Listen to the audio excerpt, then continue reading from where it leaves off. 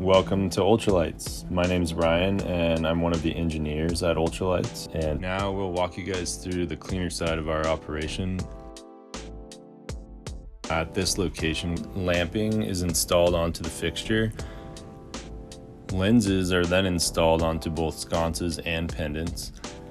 This process can be fairly quick for some of our more straightforward standard product. Can sometimes be a much longer process for some of our more unique and modified custom light fixtures. During the assembly process, you really begin to see each light take its final form, and it's very fun to watch a fixture transform from raw sheet metal into this finished product.